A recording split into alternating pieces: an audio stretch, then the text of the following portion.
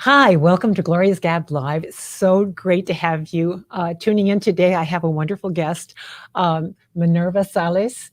And before I get to Minerva, who is an amazing person that you're going to want to hear more from in the future, I want to thank my show sponsors. We've got Baraham Medical Institute, a Quigley eye specialist company at 2550 Douglas Road. They do everything with regard to eyes, from optometry to ophthalmology to even taking care of your saggy eyelids.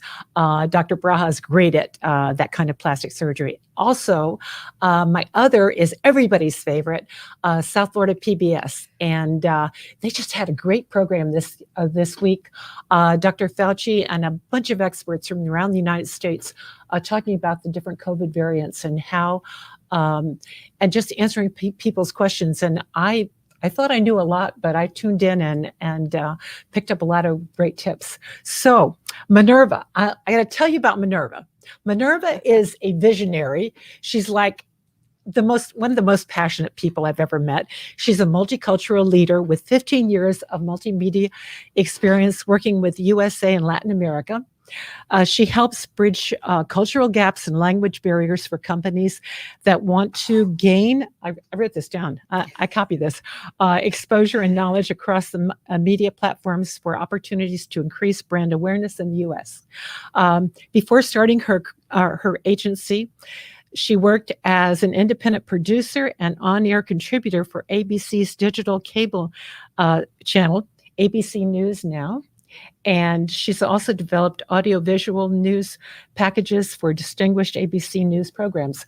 So, and she looks very young, and you think with this kind of work experience that she would be a lot older, but in fact, she started as a teenager. So that explains a lot. So tell me, you just started not too long ago, your own business, and you're going to school. Yes. She's got a lot on her plate right now. I don't know how you're doing it all, but I know you're going to Columbia. And tell us about kind of a little bit about your background and what put my hands up. I'm not supposed to put my hands up. That's okay. Yeah. Well, thank you for the introduction. You're welcome. No, it all started with just that drive to make a difference, and I started my agency abroad. I was doing some international work, Right. And then I decided to take it a step further. I feel like I want to do this here in the US as well. So I've always been very international. Now I'm very focused all about actually community. I love the community feel. I love connecting with the people. So I started an agency. What we do is we create digital content. So it's diverse, multi-platform content. We do podcasts. I know. I saw you have. Yes. She has really good podcasts. Thank you so much. Some really interesting content. I was going through them all, and I said, "Oh, right. Look at you." Yeah. So we have a podcast. We also do multimedia productions and online training. So it's been a very interesting journey. And on top of that, I started getting more embraced in cultures, learning different languages. So we also help bridge that gap of language barriers and cultural gaps to help companies kind of expand to new markets. So it's kind of, been a really interesting journey. I love what I do. It's exciting. Yeah. And I always say, if you love what you do, it doesn't seem like work. So it's been very interesting. You're talking to the choir. Yes. Yeah. And I know it's so funny because when I read your resume, I go, oh, she speaks English, Spanish, Portuguese, French and Italian. French and Italian. And it's so funny because as I graduated from college, I had all those languages under my belt. And then I gradually forgot them. I mean, I can get by, but I pretty much forgot them all except for Spanish because you live in South Florida. Exactly. You're not going to forget Spanish. It's around you. It's surrounded by you. Yeah. Yes. So, and that was really my first, one that I was really literate in. So when you were working in different countries, what other countries did you work in, and what were you doing? Well, my countries, I started with Costa Rica. I've also done Panama, visited Colombia, and one of my favorite countries, Argentina. And Panama was just incredible. All the countries were incredible. It was mostly in South America. Right. And I worked with a lot of multinationals who had satellite I would say regional headquarters Right. in the countries. And a lot of them were looking for someone with great work ethic, with my background, with my skill Right. set. So I stood out, and I didn't even have to, I just started like a domino effect. Mhm. And I did it for so many years. Then I got involved working with ambassadors, supporting ambassadors in and with their projects, and learning the languages is connecting with people in their culture. Even if they know English, it just opens the gateway. It makes them more comfortable. Yeah. And for me, I've always been very studious. Being a student at Columbia University, you have to be right. Right. Yeah. And I always would spend my weekends with any opportunity that I could find to study the language. Right. So you don't forget it. So you don't forget the language. I know. And well, when you were you weren't in Brazil, but you spoke Portuguese. So were you able to use your Portuguese in Latin America also? Well, interestingly, most of the languages I've learned outside of the country. Oh, how funny. I learned Spanish in the U.S. I learned Portuguese in a Spanish-speaking country, and I'm learning French when I was in New York. So talk about being difficult. You know what I mean? Right, That's even more because you're not immersed. Because you're not immersed in the culture. Yeah. So, but it's about discipline. It's about wanting to learn. Right. So if you set that in yourself, like, I want to learn this, and I'm a person that I want to learn something and do it well. So now that I'm learning all these languages, I learn one at a time, by the way. I learn. It's probably a good idea. Right, one at a time. But I always incorporated it. And it opens a lot more doors and makes me more empathetic to other people as well. Well, as you're learning a language, you also learn the culture. You do. You understand the ways they think sometimes. Right, exactly. Yeah. Exactly. Yeah. So your podcast started when? My podcast started through the pandemic. Prior to doing the podcast, I was doing video productions also abroad. And I did a program that was on Amazon. It did really well. And then, of course, here comes the pandemic. Right. I'm not one to sit around and just sit back. Twiddle your thumbs. Exactly. No. So I decided, okay, what can I shift here? What's to shift here? And I started to look into podcasts. Right. And that's how it started. So it led to one interview, to another interview. I ended up meeting women, incredible women, also very influential, successful in their careers. Right. We talked about, diversity, inclusion, women empowerment, women in the military, women doctors.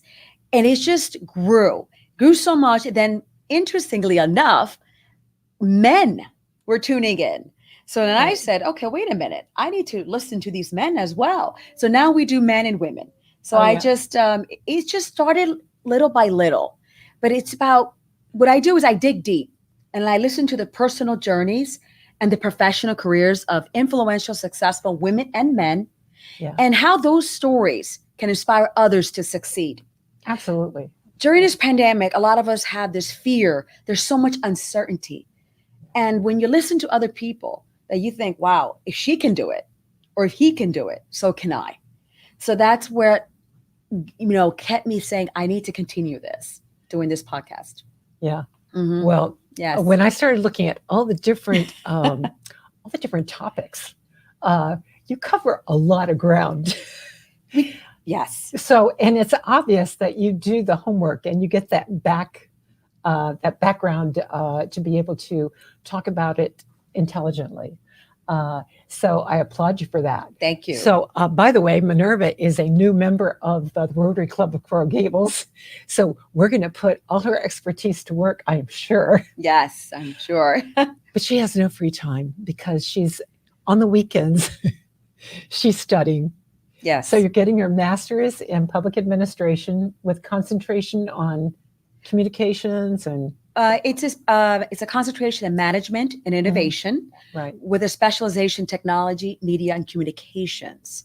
So I worked many years. I started ABC News from the ground up, and I mean from the ground up. That my office. That's a tough one. That was a very tough one. I swam with the sharks, and I survived. You did. And I survived. But how old were you when you started? Young. Very young. As a matter of fact, I was. She was in high school. No, I didn't graduate college yet. Yeah. And I went in, but I remember when I went on the interview, and my boss at that, was going to be my future boss. He said to me, I remember you. You were always the first one in and the last one to leave. And he admired my work ethic, my passionate, my drive. And I was hired before I graduated college. That's pretty impressive. So Yeah. you have to be hungry for what you want to do. Right. So your advice to young women is, and men, the same thing. Exactly. Exactly. Yeah. Love what you do. Yeah, really have a passion. Don't do it because of the money. Don't do it because your friend is doing it. Do it because you want to do it. Exactly. Yeah. Yeah. So coming up next for you. I know. What's next? What is next? Well, now we're talking television shows. And we consider this a television show. Oh, yes, absolutely. Yeah, absolutely. Absolutely. So she's been doing podcasts, and they're just, not video, but now we're going to, and she goes today, we're live. I go, yeah, we're live. And super casual, which is the way we like it, because it's more fun that way. Of course, yes. Yeah. And when you've got people that are professional as you, I don't have to worry about, like calming you down or anything. So you were just like an easy guest to have. Oh, thank you. Yeah. Thank you. Sometimes you get people that come on and they, what? We're live. Right. we're on. It's not a podcast. It's not just sound. Exactly. Yeah. Mm-hmm. But you're an easy one. So tell me I never knew this. I meant to ask you, what got you involved in Rotary?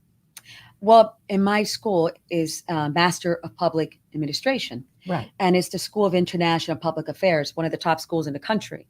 Yeah. And we work a lot with public-private partnerships. Right. Rotary is a service organization. Yeah. And they need the support of the private industry, of companies to support their causes. Sure. So I felt it was a perfect fit. And based on my background and what I do, I felt that I can be of value to the Rotary Club. So it's not just dealing with philanthropy. You need that marriage. Mm-hmm. We need the support. The government has to work with the private, and the private has to support the government. That's the only way that you can move forward and make a city, attractive to live and work. Yeah. So that's why I was attracted. And I also love the community feel of the Rotary Club. You don't walk in, you feel like you're just doing business, or you're walking in and you're just going to have a chat. You feel like you're part of this community. Mm-hmm. And it's been a wonderful, amazing experience. Yes. And I know if you've ever been to a Rotary International Convention, which I am sure in the future you will. Oh, yes, I will. You cannot believe the work that is being done worldwide and the countries represented. Countries you would think, no way. Mm-hmm. And when I went to I went to a convention with our friend Yolanda Woodbridge, and it was in Toronto. And I remember going through all the different areas that Rotary was involved in worldwide. Right. And they had different fellowships. So there were people that were doing work for different areas of real concern or importance in helping the world, making it a more positive place, making a positive impact on the world. Exactly. And after a while, I said, I don't think I can talk to one more person, because you want to help them all. Right. And you would do the same thing. I know, because I feel like you're a kindred spirit. You would like, okay, so you could do this, you could do that. You've got all these great ideas, right.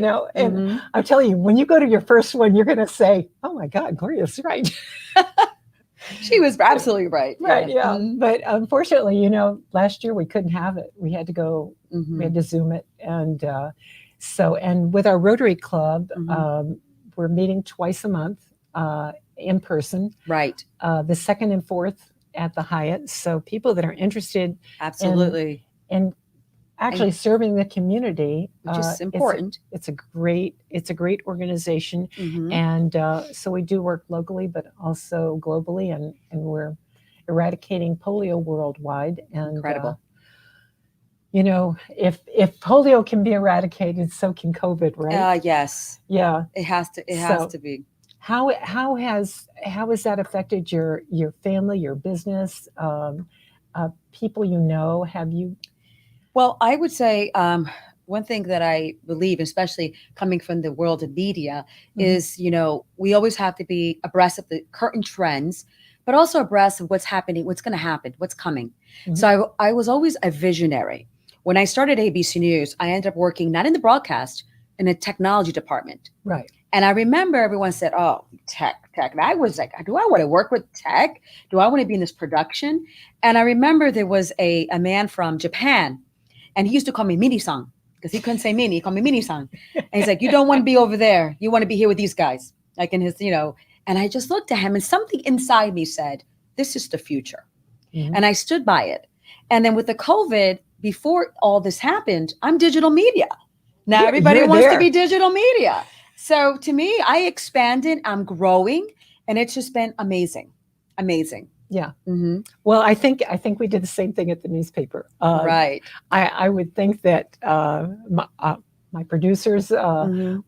would agree that it gave everybody a chance to step back Yes. and reevaluate how they were doing business. Mhm. And this all came about. A lot of these the different scenarios we have for doing telecast Mhm. all came out because we had time during the pandemic Mhm. with only a handful of people in the office here. Right, right. Yeah. So you pivoted. You had to pivot. We had to, yeah. Right, right. But we were already thinking. We'd already projected that digital media was a big thing. That's right. But it Mhm. just allowed us a little breathing room. So, Mm. as bad as it is, there's always, something good that comes out of everything. I believe crises are opportunities. They are. Mhm. Exactly. Yes. Yeah, my feeling exactly. So what do you plan on when you have, if you go with the television show, Mhm. what are you thinking about exploring? Are you going to do more women empowerment? Have you thought of how you might expand what you're doing already? Well, I mainly right now, I've been focusing more on the podcast since it's growing more and more. And Mhm. also, I have an online course, which I Oh, work. right. Yes, Yeah. it's a course called Be Confident on Video. Uh-huh. And it came about from interviewing other people and the fear of public speaking. And can you repeat that? Should I do it again? Was it okay? Can I get the questions? And I said to myself, wait a minute, there's something here. So then I thought I put something together coming from the media, from Right. ground up now. I had to put something together and it's been so incredible. So it's a course on demand Right. and you can take it, whenever you want. You can take it whenever you want. And it helps professionals and senior management enhance their communication skills because a lot of it comes from fear Mhm. speaking, Oh, yeah. or the insecurities. So Mhm. you have to work on that. And that's what we do with the course. And so our video productions is something that we had in mind before the pandemic. Mhm. But because of the pandemic, I may just do my final one. And we're focusing on women empowerment, women in Which is technology. perfect. Yeah. Being that I come from media and technology, I think it's important to support women in that realm. It's a male dominated industry. Yeah. And I think it's going to be something really incredible. And here in Miami, it's becoming like a tech hub. So Oh, for sure. the timing is perfect. Yeah. So it's just something that I think I want to do is do it really well. And I'm interviewing some incredible women on the show. Oh, yeah. But after that, I think I'm going to focus more on my podcasts and maybe do more video podcasts Right. as well. Yeah. Mhm. And those are, yeah. Oh, yes. Yeah. And Yes. you have such a great personality. Well, thank and, you. Thank you. To be able to do a video is a great thing. Exactly. So people can actually see you. Right. See Yeah, you. right. Who are you and what you're about? Who are they dealing with? Right. Yeah. Yes. Yes. And then recognize you in public. There you go. There you go. Not just the voice. She has a face. Yeah. Right. Yeah. Mhm. Yeah. So, well, the great thing about your podcast though is you don't have to worry about what you're wearing. I know. That's true. And I was thinking about That's that, true. and I said, if they move me to a different room today, you saw the other room. We have another room where we've got chairs that are sofas and whatever. Oh, how nice. So at the last minute, they moved me with my guests to another room. And I thought, thank goodness I'm wearing regular shoes. Because there are a lot of times, you come with tennis shoes on or, Right. or you hear about announcers coming with their jeans. And so you go, oh, You guys don't throw me a curveball. So today I actually didn't wear my sneakers just in case. I was Right. so That's good. That's good. yeah. So what are your plans for the weekend? Well, I will be probably Studying, of course. That's my weekend, studying, but also working on my course as well, and then creating another interview for a podcast. Again, do you have like a curriculum when you do the course? I do have a curriculum. They have modules.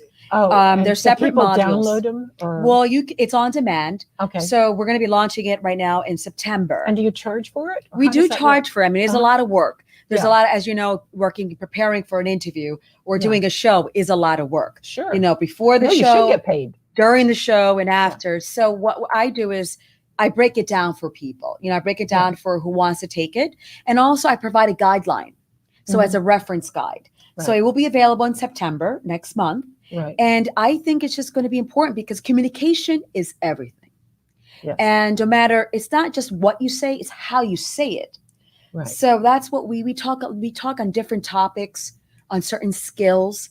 And I believe that's really important. Right. You know, for someone to know how to express themselves and to be engaging to your audience. So how does somebody get to your podcast? To get to my podcast, it's called Minerva's Creative Conversations. Minerva's Creative Conversations. Yes. Okay. And it's available on Google Podcasts, Apple, Amazon Music, Spotify, and Stitcher. So if you go to Minerva's Creative Conversations, you'll find the podcast. So you can take your platform.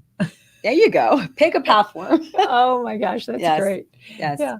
Mm-hmm. So, but tell me your background. You know, we were talking about what kind of background she has, and she's a little bit of everything. Italian, what was it, French? Latin. Oh, and Salles comes from Versailles. Yes. Yeah. So, so what is it? What grandparents? Well, I would say, to summarize it, so we don't go here, you know, all these. I would say I'm Latin Mediterranean, but I consider myself a multicultural woman. Yeah. That's a title. Where were you born? Well, interesting. I was born in Panama. With the canal zone and everything, right out of Panama. And was your dad or mom? My mother married an American soldier, and I came to the United States when I was 5 years old. Oh, okay. So the U.S. has been my home. It's been everything, but I go back and forth. So, you do. So your parents still there? No, my parents they're here. They're here in the U.S. Oh, okay. My stepfather passed away, but my mother is here in the U.S. Yeah. Mm-hmm. Yes. And so your second home is she in New York? No, my mother is in Virginia, with my sister, who was just named commander in the Navy. Get out of here! Yes, so she's God. So you've got. We have very strong, women, powerful women in our family. Your mom must be something else. My mother is a very strong woman. She raised 5 kids, and she had to make it happen. And I have that resilience, that strength, not to give up and to keep going from my upbringing. So are you going to interview your sister? You know, I did interview her about the military, on about silence when there's harassment in the military. And that was a very popular show. I bet. But I would probably interview her again, because to have a woman as a commander in the Navy that's huge. It's huge. As myself being in Ivy League school, going to Columbia, I mean, we've broken so many barriers as a multicultural woman. Yeah. You know, so we had to go many obstacles to get to where we are today. Oh yeah. A lot. So pretty impressive. So your other siblings, did they do anything themselves, or they were like, oh, these women, these powerful women, what do I do? Hard act to follow. You know, my brother is an architect. He's one of the architects. And my other brother does logistics for the government. He's a very big in the government. They're also very accomplished, well-educated. Right. It was instilled from my upbringing. You know, it all starts at home. You know, we expect a lot from our professors and people in the outside world, but you have to start from home. You know what I mean? So once you get that foundation, then everything else will come into place. Absolutely. You know, I found that the parents that understand the importance of education as a priority over everything. That's right. That's right. So they always produce these amazing children. So thank you. Yeah. So this is, wow. What else is going on?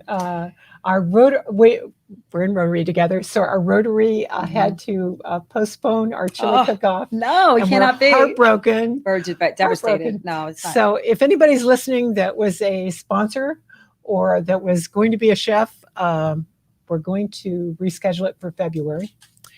And is there, okay. So we're rescheduling it for February, and I don't know when, but my youngest daughter is supposed to get married that month too. So I told them as soon as they told me as soon as I knew a date that they would try to avoid that date.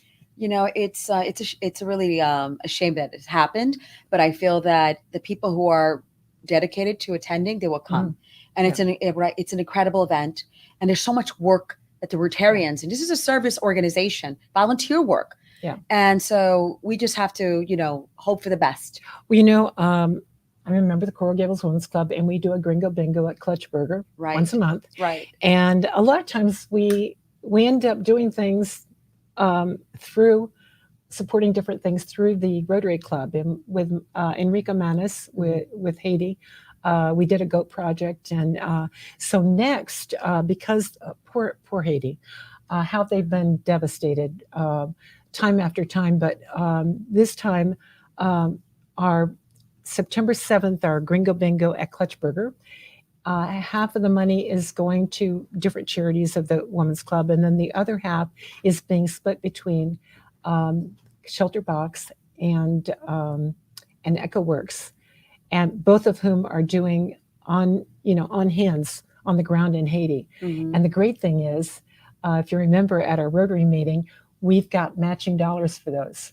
So if we raise 1,000, we've raised 2,000. Right. And so we're very excited about that. So as soon as I found out that they were going to get a match, I'm going, oh my gosh. So I talked to Stephen Bradley at Clutch Burger and our president, and I said, this is what we have to do. This is going to be great. It's going to be great. So guys, email me, Gloria@cnews.net, if you want to go to our next Gringo Bingo. So much fun. It's a party. And you haven't been, have you? I did go. You did go. So you know how much fun it is. Oh, it is. Except that you went when we got rained. No, I went when it. You missed the rain? No, I went before last time we got, oh my gosh. Well, halfway through it, we got rained on, and we had like soaky papers, but everybody had a good time. And it was Stephen's birthday, so we had a party. So anyway, I thank you so much for coming. We're running out of time, but I look forward to seeing what you're doing in the future and working with you in Rotary. It should be fun. Thank you. Want to thank again Braham Medical Institute at Quigley Eye Specialist Company, as well as South Florida PBS, does amazing programs. And I look forward to seeing you next week.